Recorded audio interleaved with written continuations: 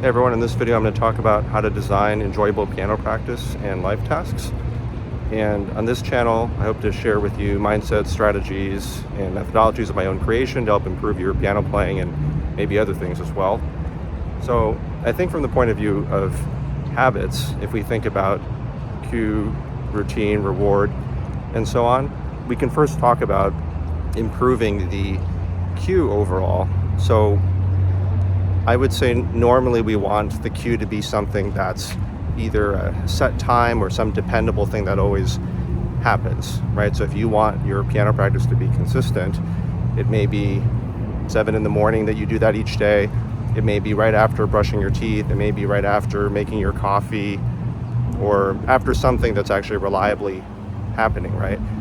But if you want to make it even more enjoyable, I think you should be looking for, well, what's the feeling that you want to have in the end? Do you think it'd be more fun for it to just be out of the way right at the beginning of the day?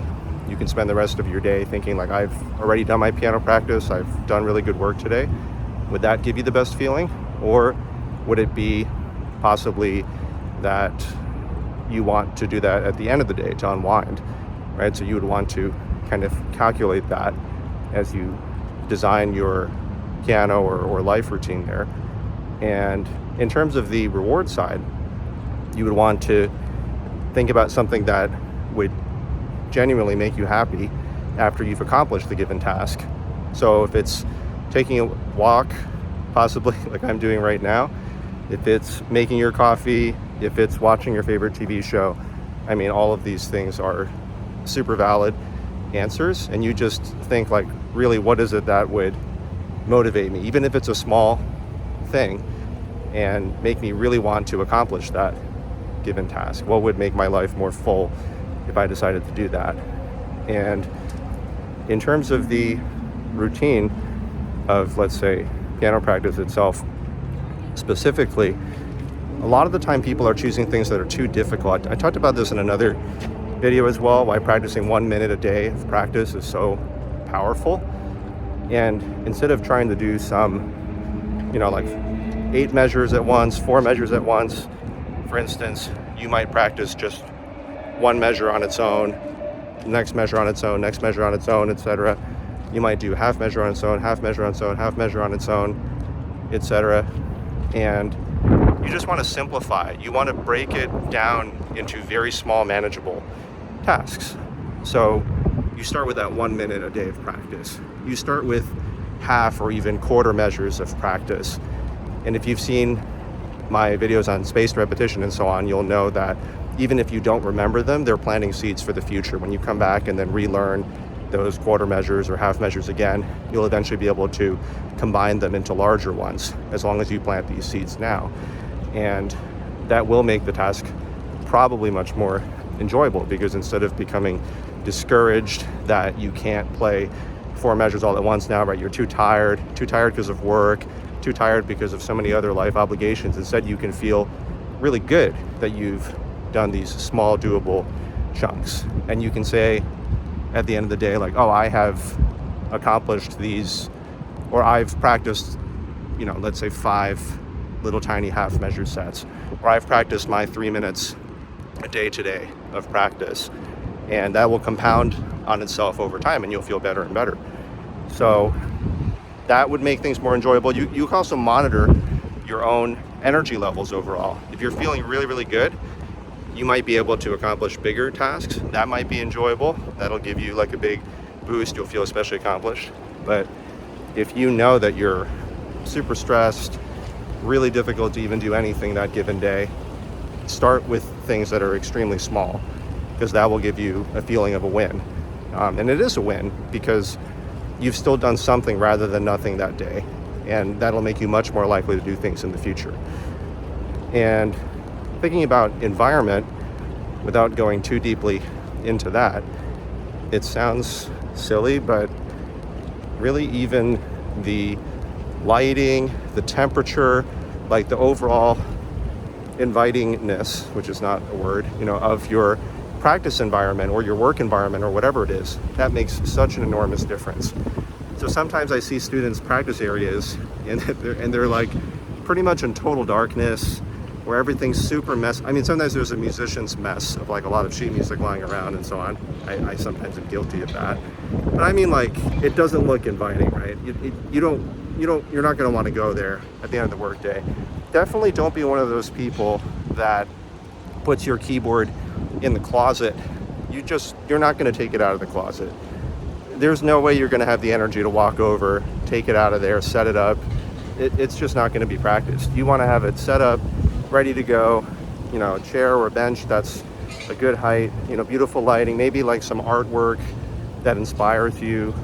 Some people even use like incense or some, scent or something that inspires them. But make it so that when you look at that area of the room, honestly, it goes for both piano and regular work. You're like, wow, I really want to go over there and practice. I can't wait to go over there and practice, right? So all of these things, they're making it easier and more enjoyable because you're surrounded by things that you like.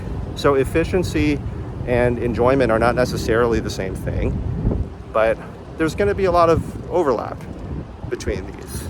And some things, even if you don't enjoy the most in the beginning, once you do it consistently enough, because you're continuously reaping the rewards of, Monday practicing, Tuesday practicing, Thursday, Wednesday practicing, and that's building on itself, you're going to enjoy it more and more because you're actually able to play further in the piece and so on. But here we're talking more about more immediate enjoyment, I suppose. And one of my other big thoughts is basically illustrated by what I'm doing right now. I mean, I didn't feel like recording more YouTube videos a few days ago because I had recorded those 14 layers of strategy all in one day, very far in advance. And I thought, I'm gonna have to make more videos. And I had to ask myself, and this is something you should ask yourself too, what makes you not want to do a given thing, right? So I asked myself and I was like, well, I don't really want to have to like sit down and think of like a lot of ideas. It's pretty nice outside. I don't want to have to like stay at home the whole time and make these videos.